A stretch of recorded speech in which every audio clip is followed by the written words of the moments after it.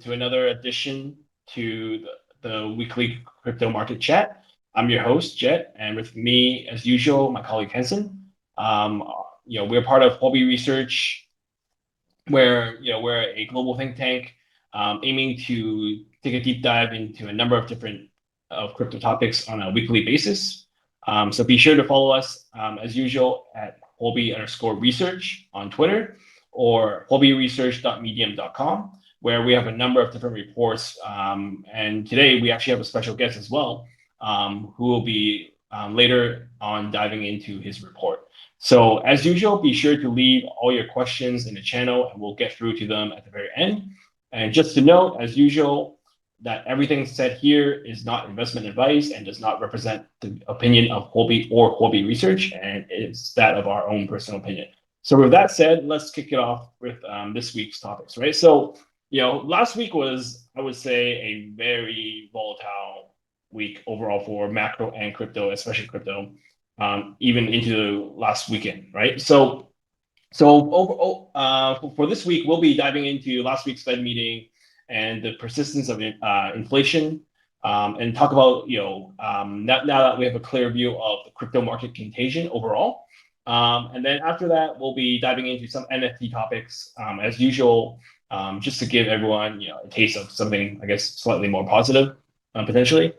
So with that said, just to give an update on market numbers, so Bitcoin is trading around 21K right now, having stabilized over last week. So last week was around trading around 22K. I think over the weekend it fell down to a low of 17.5.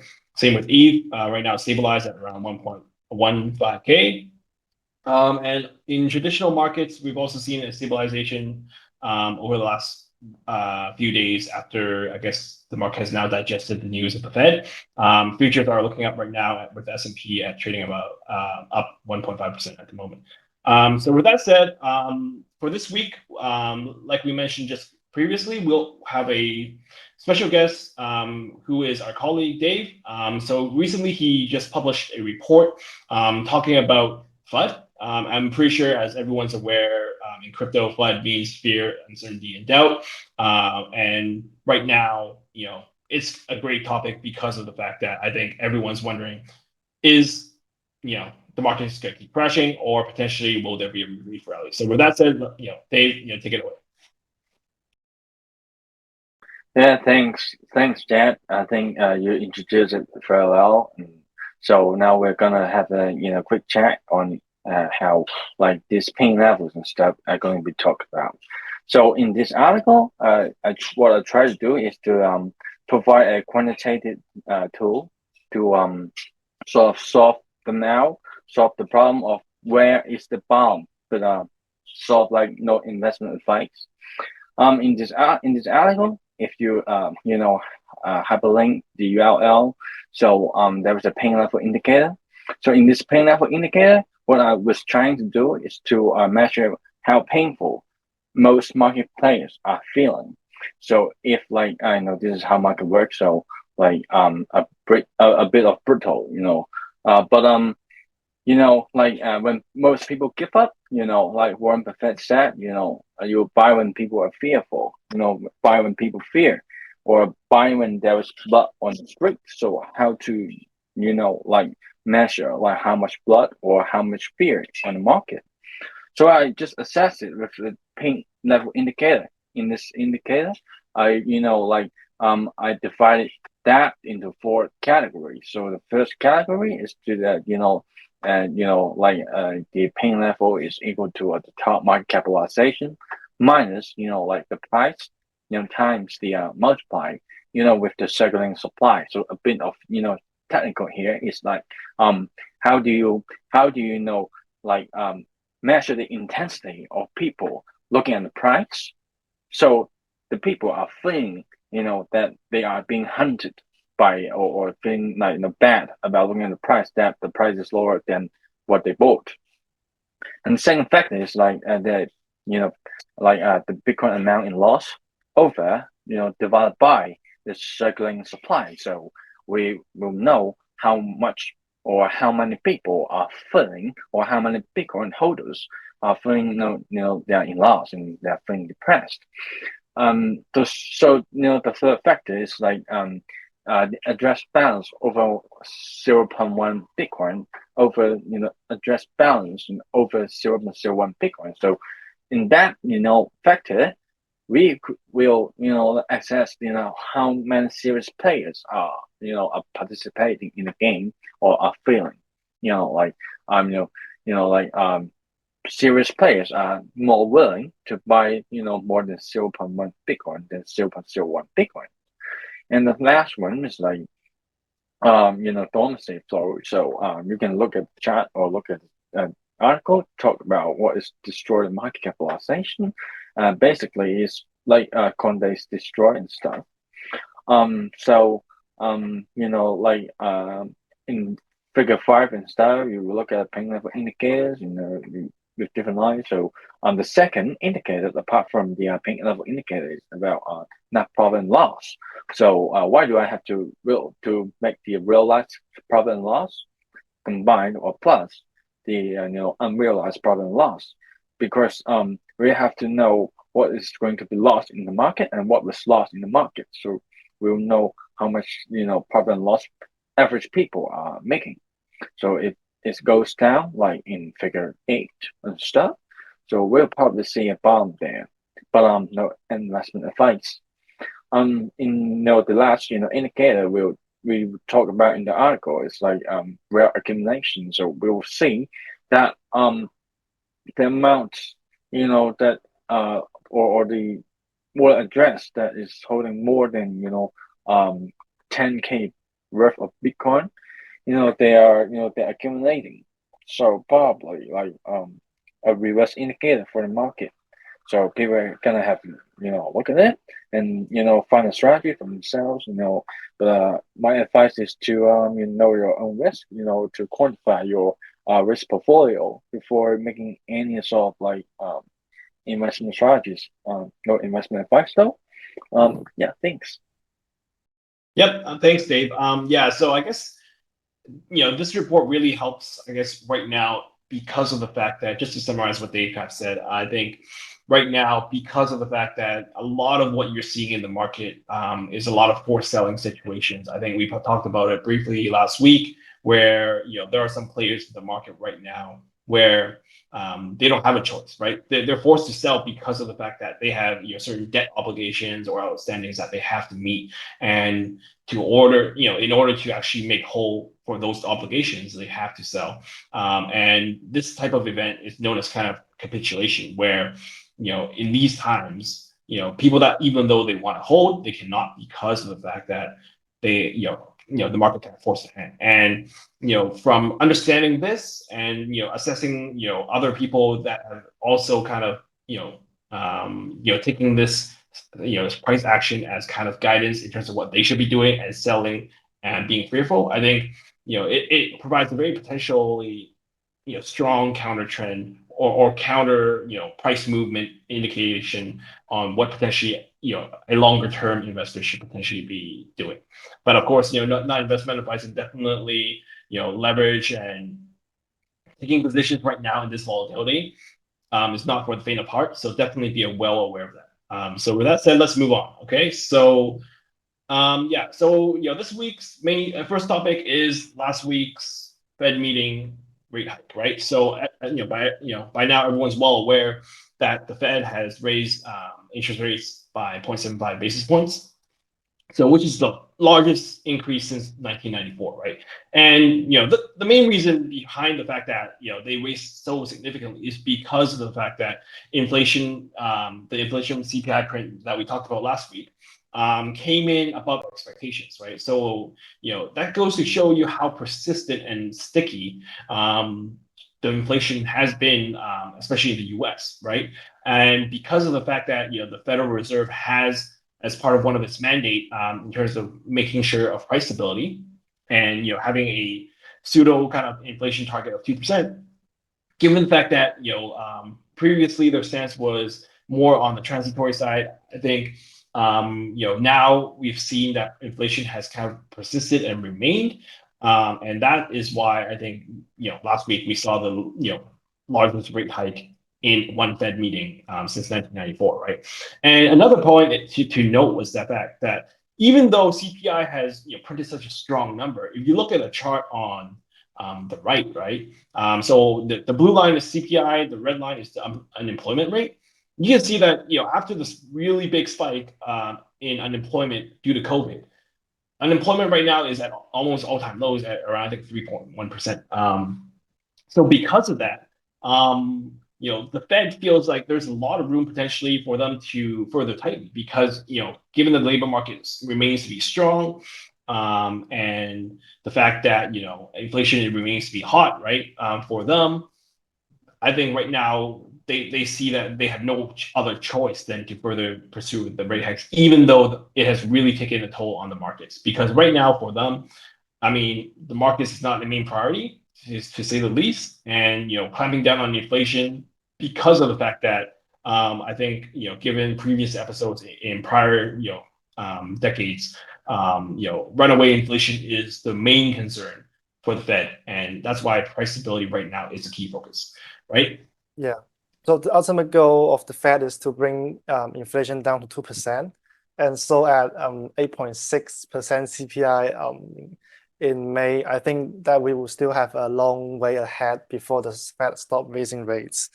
And historically, when inflation has risen above 8%, it has taken years, not months, for inflation to go down. And I think as long as the war in Ukraine and Russia continues, there will still be concerned about rising energy prices, especially in gas and oil. So yeah, we Yeah, yeah. No, for sure. I think, yeah, to further add on your comments, Hanson, right? I think the main issue, right, is right now the main driver of inflation is energy costs, right? Especially as well as food inflation, given the fact that Ukraine was such a big piece of the global food supply, right? As everyone has now been made well aware of, right? So because of these two factors, right, these are inputs, right? Where you can't from a Federal Reserve or a central bank standpoint, they can't really control the supply side of the equation. So instead, what they're doing with tightening financial conditions and increasing the interest rate is they're trying to basically taper demand, right? So by end of the day, with an economy, supply and demand, right? So if they're unable to increase supply to meet this current demand, basically the other way around it is to cause demand to decrease. And unfortunately, I think right now the Fed is kind of boxed in where they feel like they have to aggressively further increase interest rates, which by an extension tightens financial conditions. In addition to the fact that they're now at the start of this month they started a quantitative tightening.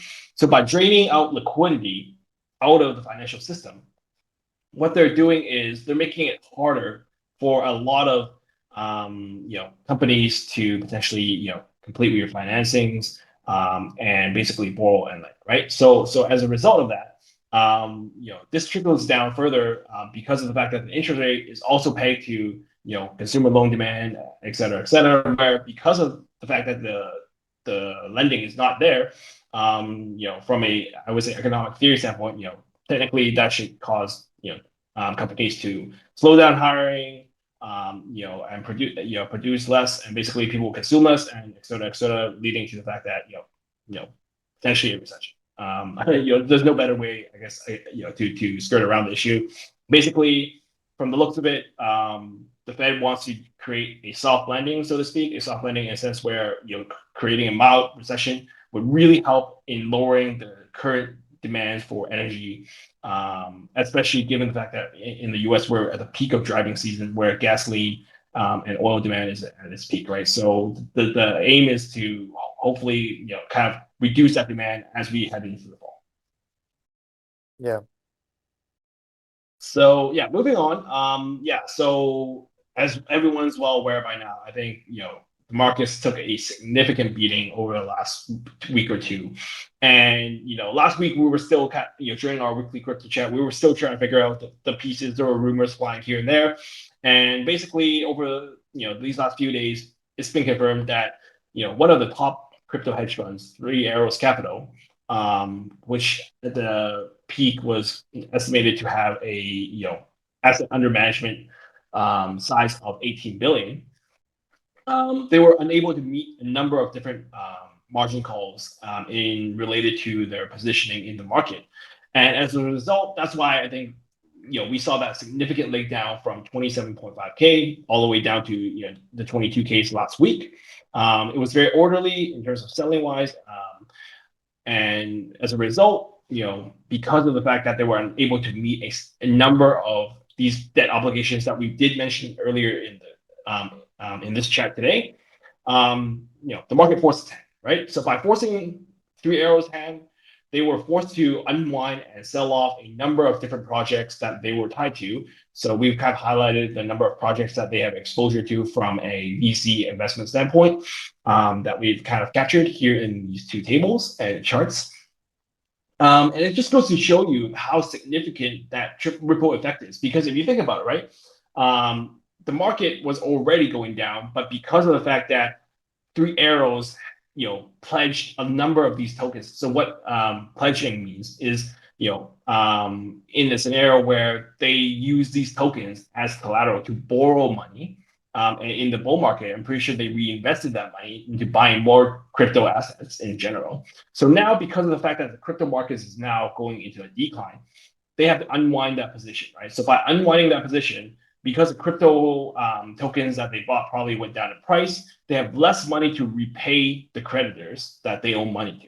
So because of the fact that they have less money, they have to sell more collateral, they have to sell more tokens, other projects, et cetera, to raise financing and raise cash and raise funds to basically mitigate this. I think right now, based on all the chat over Twitter and just the news media.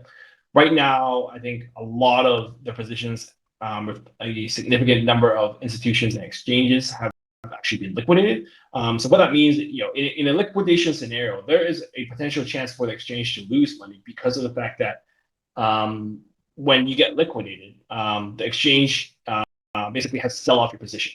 But the problem is if the price movement moves too fast for the exchange to sell off your position to net out the money that you owe to them, the exchange actually comes out with a loss, right? So this is what I think happened with a lot of the counterparties associated with the Three Arrows. So let's move on to the next slide. So yeah, so one of these counterparties is BlockFi, right? So prior to even the Three Arrows situation, BlockFi was already facing a number of issues on its end.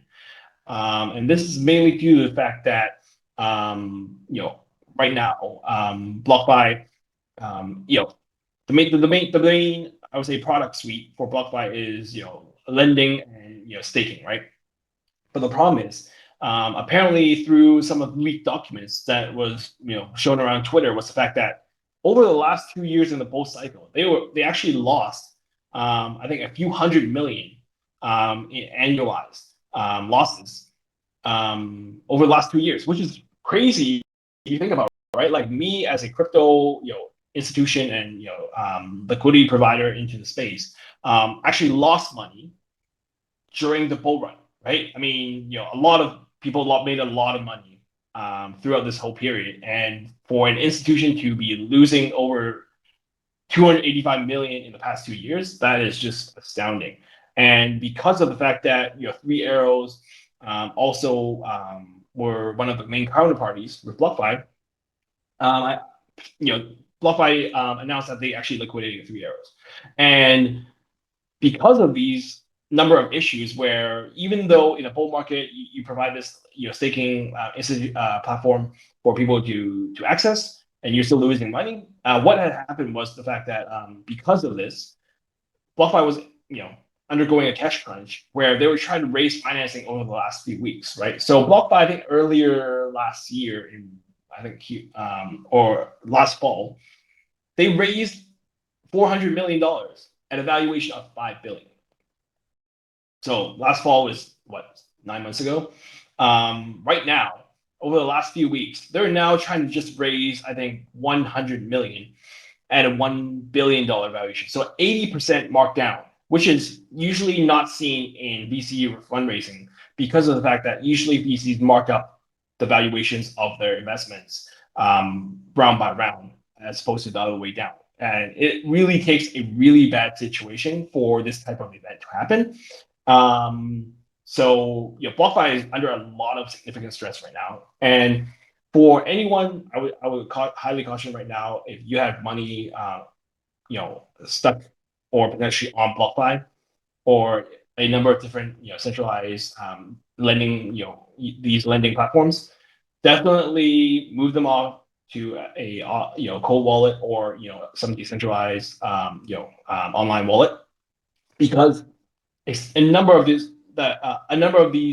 applications and institutions have actually paused withdrawal, right? So not to cause any panic, but definitely be on the lookout for that. And just to give a quick update, I think I just read before we jumped in onto this chat that BlockFi actually secured 250 million in a revolving credit facility from FTX as like a lifeline right now, so to speak. So right now they still have, I would say, liquidity to kind of survive right now. But again, given the fact that we're in very volatile times, for I would say the average user, definitely be on the lookout and be aware of the fact that if down the line things turn to worse, potentially there might be a situation where they might also halt withdrawals, as we have seen with some other of these centralized crypto firms as well. So definitely be on the lookout for that. Okay, so moving on, right? So what other parts of the market was affected by this contagion? So we touched upon just recently about BlockFi and some centralized crypto parties. So definitely for market contagion, it won't just be isolated on centralized parties, counterparties. And what we've seen with a lending protocol on Solana, Solen, was the fact that there was I think $180 million margin loan position that was very close to being liquidated on chain, right? So this is a on chain lending protocol, and because of that, what had happened was Solen and the founding team proposed a governance vote to basically mitigate this risk from this one account that has 180 million borrowed on this platform, and figure out how to best liquidate or sell off their exposure to not cause a significant ripple effect in the crypto markets, especially on Solana. But the main issue is, if you think about it, right, one of the most, I would say, advantageous or the best pros towards using a decentralized application is the fact that it is not able to undergo some centralized force dictating what you can and cannot do, right? Basically, if you have the funds and you want to borrow, you're able to, right? There are no rules preventing you from borrowing compared to centralized banks or whatever, where basically you have to go through KYC and a credit review process to make sure that you fit the bill, right? Decentralized lending, the main purpose is to, as long as you have the funds to over collateralize your position, you are able to borrow the money, right? And that is kind of going against the ethos of DeFi in this situation, because of the fact that the team wants to take a vote and basically ensure that they be potentially granted emergency powers to liquidate this potential risk into project. I mean, eventually, so to give an update on the situation, eventually, after this vote went through, which is pretty ridiculous, there was a second vote that basically voted back against it. So, I think this kind of highlights how infant or how early we are in terms of the DAO governance structure, right? Because if you think about it, if I just voted one way for one thing, and then I could have a vote 6 hours later to vote against another thing, it kind of defeats the whole purpose of the fact that, like, what's the point of doing all this type of voting if I can always just retroactively unvote a previous vote that went in, right? So I think this is the main issue right now because crypto has never seen such a a large catastrophe, right, so to speak, and everyone's like right now figuring out what they can actually do and not do. And this is one of the conversations that are to be had, right? So just to post a funny meme that I saw on Twitter, basically someone was making fun of the whole situation about the fact that protocol governance explained, right? I do a snapshot vote of which color the Lambo for the founder should be buying. Initially 89% of people voted black, but then the founder was like yellow, and then he re-raised the vote, and 96% of people voted yellow, right? So it kind of makes fun of the situation of the fact that if DAO governance and all this type of voting can be always retroactively canceled, then what's the point, right? What's the point of doing all this type of voting and trying to move towards a better potential system compared to centralized decision-making authorities, right? So I think that is the main takeaway from this incident.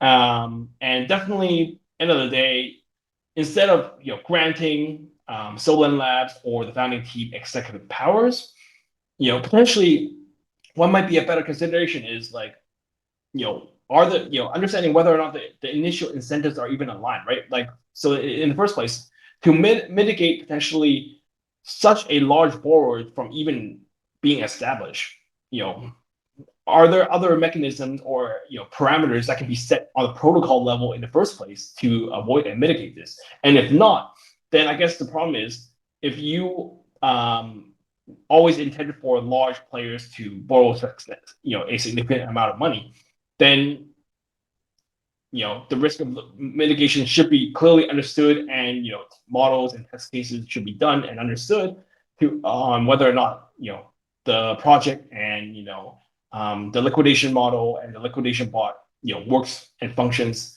in a orderly way such that it doesn't disrupt the market significantly. End of the day, any type of liquidation always disrupts the market, but in the case of Solent, it seems like potentially if the liquidation did go through, it will cause a significant amount of pain for a lot of people. So I think that is probably my main takeaway from that situation.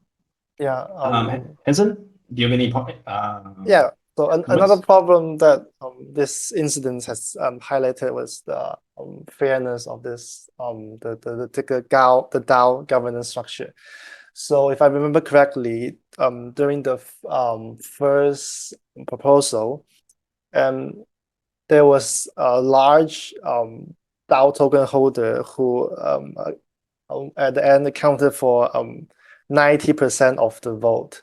So basically, other people's vote was actually I think was actually how do I say it, unnecessary or useless Yeah, in so this. yeah, I think what you're trying to say is basically because of the fact that the voting power is weighted by the number of tokens, you are over, allocating the powers of voting towards the largest whales and owners of the protocol, as opposed to, thinking about the greater good, right? I mean the greater good of all users, right? Not just the power and big users, so to speak.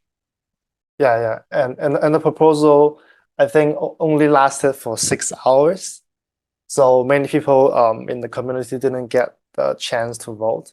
So I think in the future there should be like a standardized a DAO proposal time period. Moreover, there should be like some a cap on how much voting power an account can have in doing this kind of DAO governance proposals.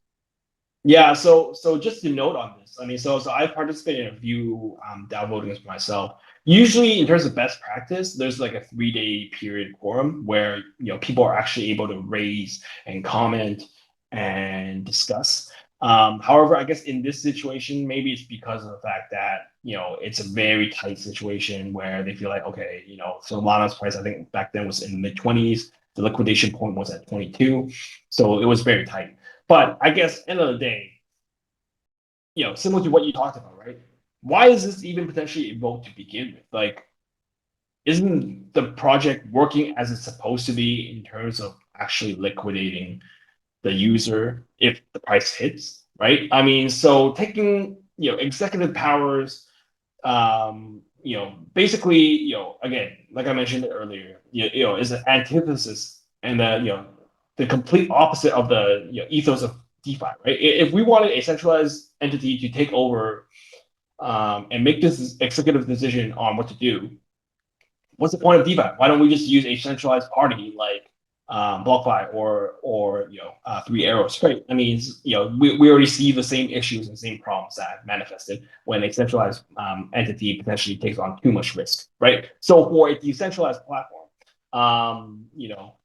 better parameters potentially in terms of figure out how to align the incentives of the user and the protocol itself might potentially be better. Maybe you raise the margin requirements, you raise the interest rates that they have to pay, you enforce a certain amount of debt repayment, and program it in if they basically have the debt outstanding for a certain period of time. I mean, there are many ways that you potentially figure out how to make this a more orderly liquidation or handle the situation. I think, and definitely, this was probably not well thought of in the first place, and that's why I think this when potentially the founders were scrambling, and I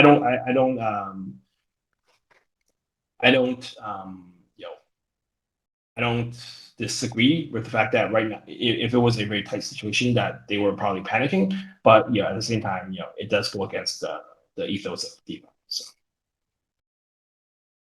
So moving on, right? So I mean, in addition, jumping back, I guess from DeFi, going back to CeFi, right? So another update on, I'm pretty sure everyone's well aware of now. We talked about this last week for Celsius, where there were so many rumors from Celsius, right, where they were actually misappropriating user funds to trade a number of different tokens and take leverage positions and lost a significant amount of money.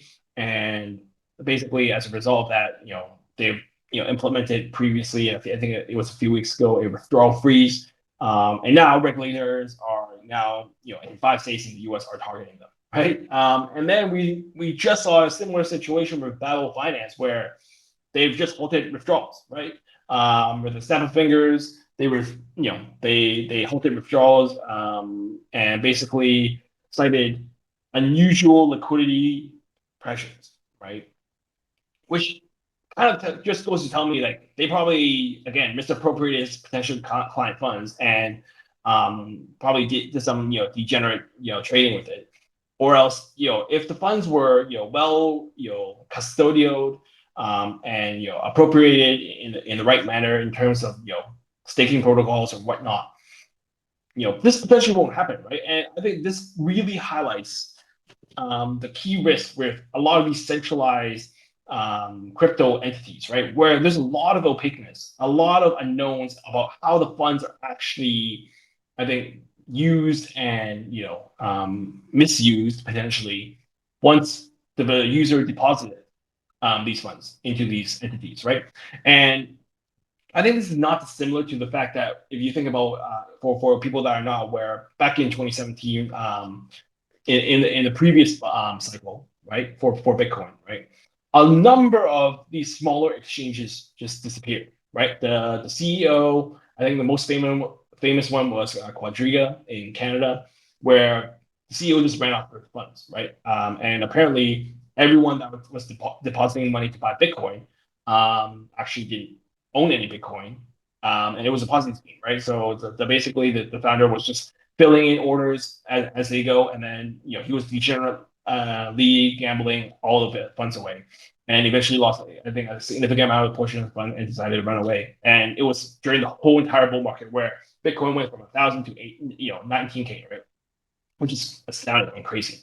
So I think again we're kind of seeing again, unfortunately, history doesn't repeat, but it rhymes. Where we're seeing a number of these centralized entities, taking a lot of liberty with client funds because of the fact that regulation is not around, and these centralized parties having so much, users, people depositing funds, basically took significant bets, and clearly this downturn has caught a lot of people off guard, right? From the move from the 30s down to 20, I think a lot of people did not anticipate this. And especially given the fact that we saw 3 arrows blow up, right? A lot of people did not anticipate this. So because of that, we're now seeing the ramifications of a lot of bad trading gone wrong.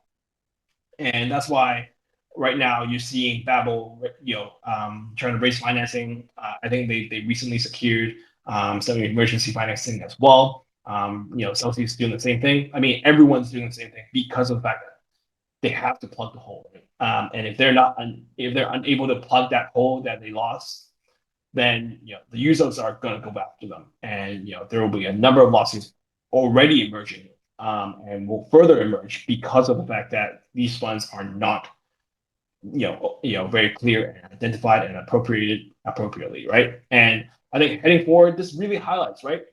There are only certain institutions that you can really, I would say, trust, first of all, with your funds. And second of all, it's best to always diversify your funds across a number of different exchanges. End of the day, right? Crypto is about decentralization, right? Not just by, holding everything on a DeFi wallet, so to speak, or a MetaMask wallet, but also decentralizing your holdings across a number of different exchanges, such that even if one were to blow up, you will still have a number of your funds to access in different exchanges, which might not have the same risk, right? So I think this really highlights the fact that, end of the day, not your keys, potentially not your coins, as well as that always do your due diligence on these entities. Just because they're big in crypto doesn't mean they cannot fail. And we have seen clear as day in this cycle that 3AC, Celsius, Babel, BlockFi, all these are now facing a number of different issues. And as a user, a crypto user, definitely be well aware and assess all those risks appropriately. Don't go for the yield. I would say right now, especially in this market environment, don't go for that 10% APY. It's just not worth it, right? In terms of having potentially your funds not being able to be withdrawn, right? I think losing the principal over a 10% gain over a year is really not worth it right now. So definitely be well aware. But Hesa, do you have any opinion on this? Yeah, so I have a quick update about Celsius liquidation risk. So at the moment, Celsius currently holds 24,000 BTC in collateral. So it has a collateralization ratio of 200%, and with a liquidation price at 13,000.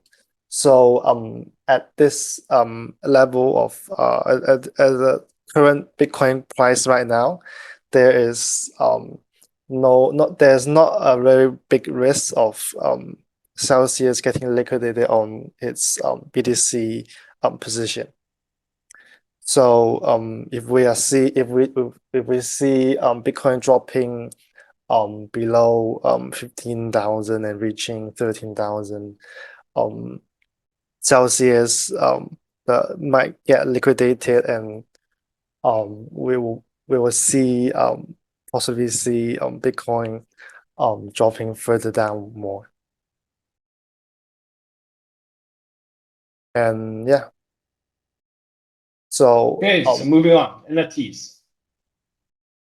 So moving on to the NFT market, the NFT market in general continued to fall in the past 7 days. So looking at the year-to-date change in USD for the NFT 500 index, we are at minus 76%. But it is not all doom and gloom for NFTs. So looking at the chart on the right, we are seeing a small rebound for the large cap blue chip projects. So the collections leading the rebound are Doodles, which rose 60% in the last 7 days, and CryptoPunks, which rose 42% in the last 7 days. So I believe the main reason behind this rebound is the NFT NYC event that is taking place this week. So traders are buying in before the event, in anticipation of major announcements from these large popular NFT projects.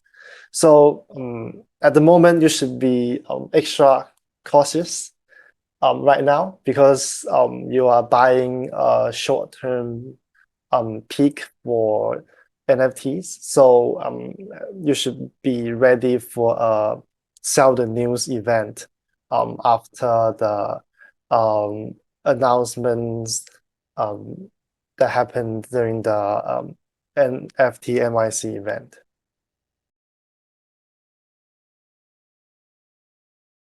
So in last week's episode, we mentioned about how NFT prices are affected by the volatilities of Ethereum and the potential of having fiat priced NFTs. So let's take a look at how Crypto.com's fiat NFT place is doing. And in the last 30 days, we're seeing the majority of most traded collections on Crypto.com dropping by 30 to 40+% in floor price.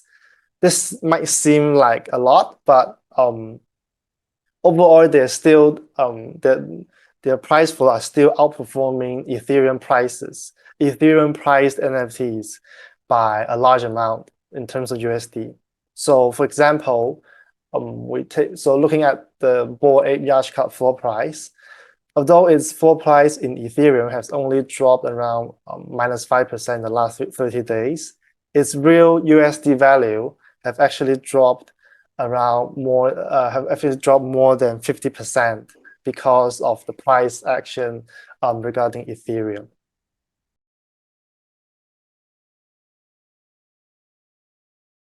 And I just mentioned that there's a 40% increase in the price for punks.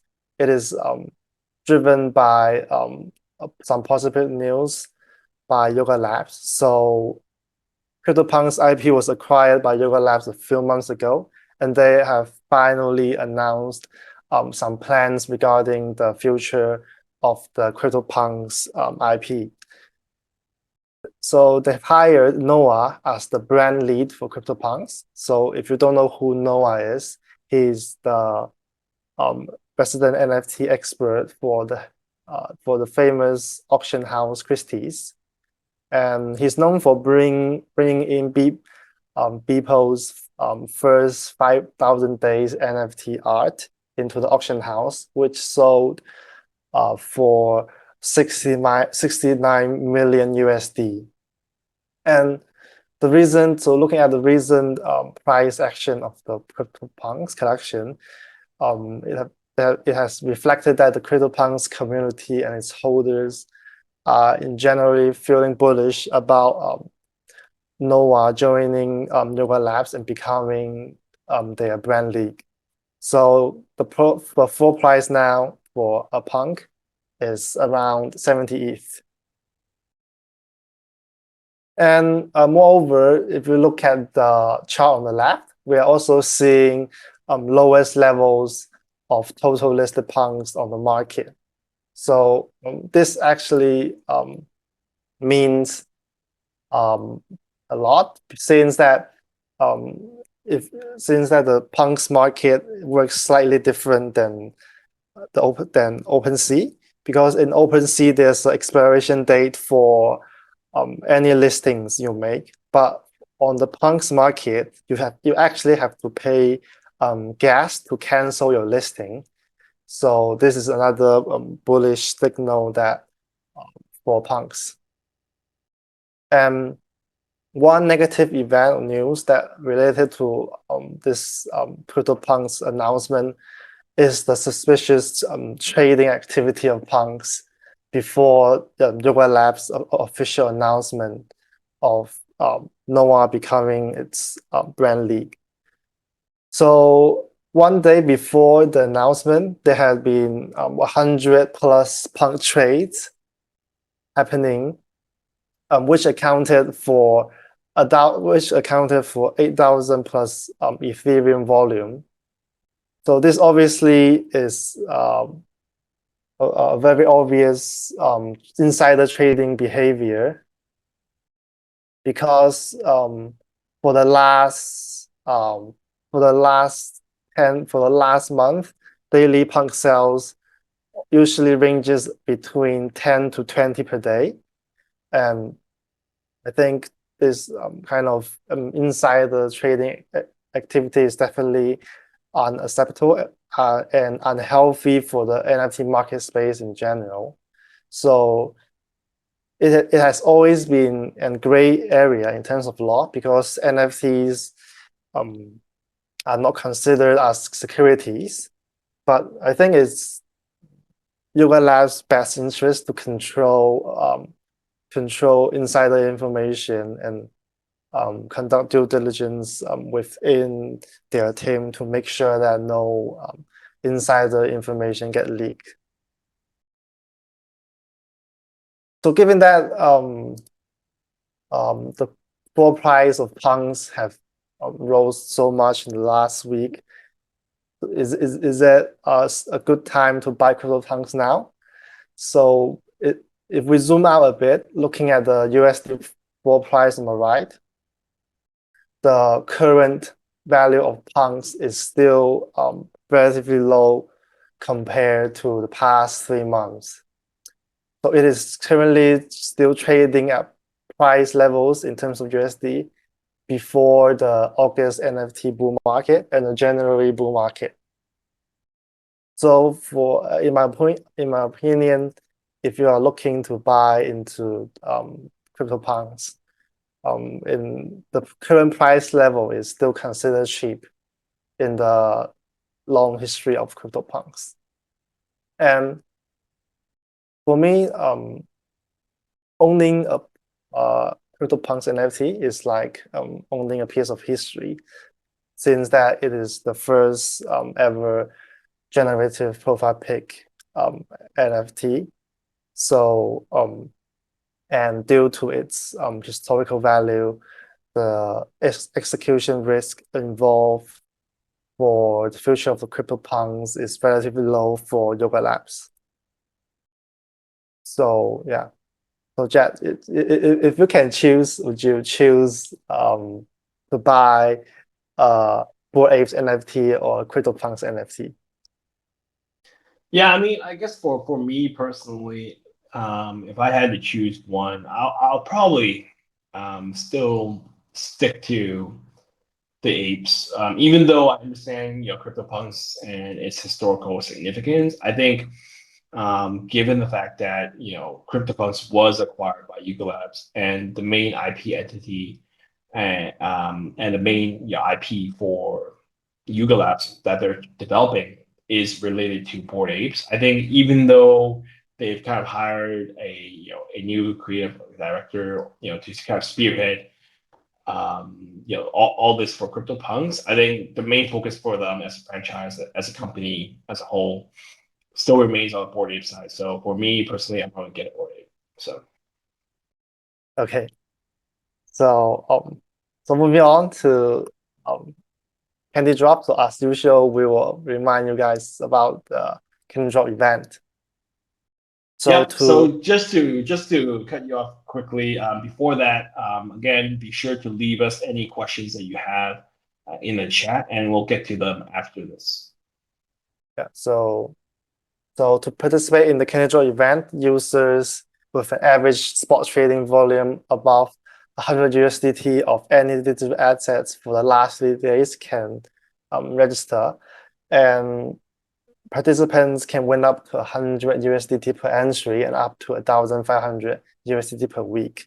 So the more trading volume you have, the more entries you can register for, and the higher your chances of winning is. And we will also airdrop a Candy Drop double up coupon to participants who did not win anything.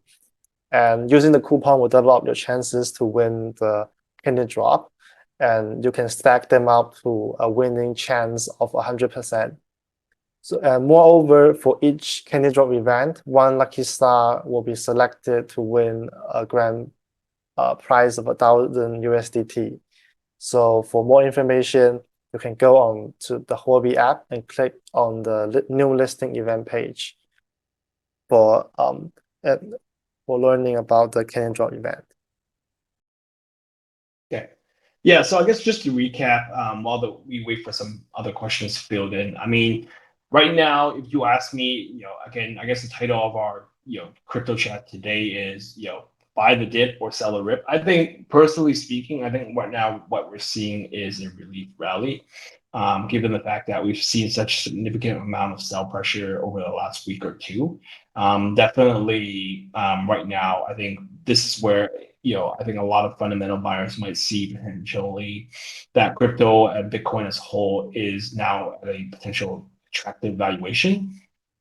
So that's why I think we've seen a balance, which has also correlated with traditional markets right now.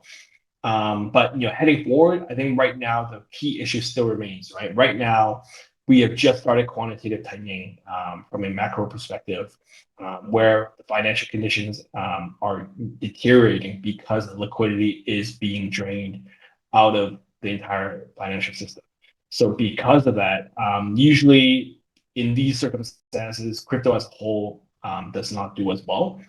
We've seen that previously in previous cycles where the Fed also did, QT back in late 2018, where during that time when they were reducing the balance sheet, as they are just starting right now, crypto basically saw it go from I think 6K to 3K, basically to 6K at the very bottom, right? So that was basically that marked the bottom. And it was crypto winter for a good 6 to 8 months, I think, back then. So definitely be well aware of the risk this time around because of the fact that right now, as we explained earlier during this call, the market is, the Fed is not pivoting yet because of the fact that inflation remains high, unemployment remains low. So until there are, signs where the market is starting to see more recession-like signals, I'm personally gonna be staying away from trying to go too aggressive in terms of trading this market environment right now. So for me personally, right now, maybe you can buy the dip for the next week or two, but definitely be well aware of selling the rip shortly after that. So let's take a look at the questions. So I think there's a question about Henson to you. How do you know how to value an NFT? I don't think there's any way, any use for any functioning model that you can accurately value an NFT. So for me, if I'm looking at NFT to buy, I would definitely look at the how active the community of the NFT is, and how much how much how innovative the NFT collection is. So for punks, that they are the first ever generative profile pic collection, and for Bored Apes, they are the first ever NFT collection that has a social club utility in it. So these two are the I think the innovative NFT collections that are the first of its kind. So I think innovation is definitely an important factor to look into when you're evaluating NFTs.